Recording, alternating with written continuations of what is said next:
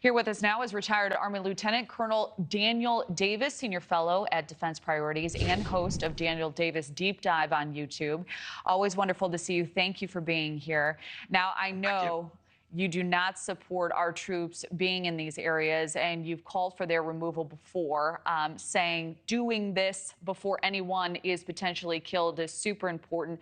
So one of the biggest arguments from the other side being that they're serving as necessary deterrents to prevent a resurgence of the Islamic State terrorist group.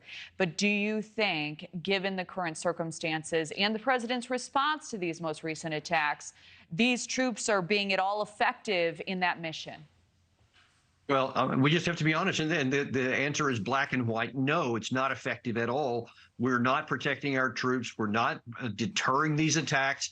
In fact, you had just within the last, I think, 12 hours, you have Kataib Hezbollah, some of these Islamic groups in Iraq specifically, that are literally laughing at our efforts and saying, of course, we're not going to stop. We're going to continue on because we want to draw down the United States and suck them into the area and make it difficult for them. So these attacks that we've had so far have been basically going after buildings where ammunition and other supplies have been stored. It's not even going after the people who are actually doing it. So, of course, they're going to laugh at that.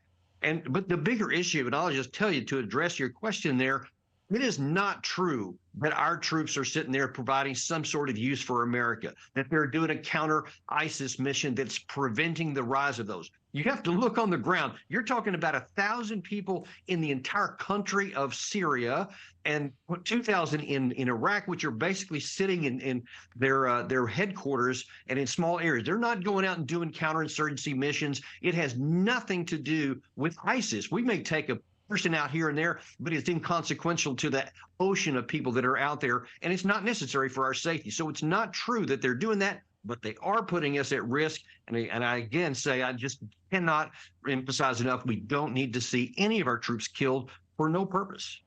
So, to your point, a major concern, obviously, is the safety of the American station in these locations, but also the potential escalation of this conflict. So, given the president's response to these attacks, what are your biggest concerns moving forward? Well, the biggest concern is that this could actually have this negative effect that we're afraid of, which is to draw us into a bigger war. Because if any of these Americans are killed, then there's going to be enormous pressure on Biden. You have Jack Keane, who's often saying this. You have Lindsey Graham, who's often saying, go after Iran. Take out the IRGC in Iran. Take out the leadership in Iran.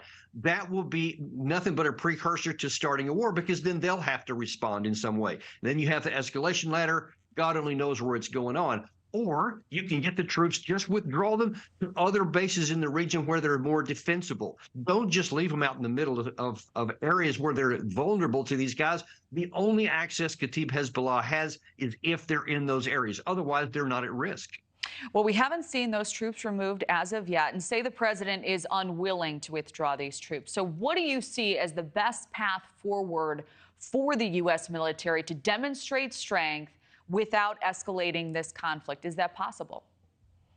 We're just in a situation where it's not. That's what we'd like to have. We would like to be able to say, oh, if you just do this, it'll work. But if you don't withdraw them, then you have no leverage. You've given away your leverage, and now you just have to hope that none of these drones, these armed drones, or these missiles, or these homemade rockets actually find the target and kill an American. There's no way to stop it. I mean, we've seen it through 20 years in Afghanistan, through now other than 3 years since 2003 in Iraq. And it's the same situation. You can't stop it. You just have to pray to God that it doesn't kill any Americans, or do what I suggest and withdraw them.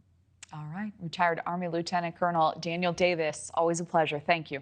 Thank you for watching. Go to newsnationnow.com to find News Nation on your television provider. And don't forget to click the red subscribe button below to get more of News Nation's fact-driven, unbiased coverage.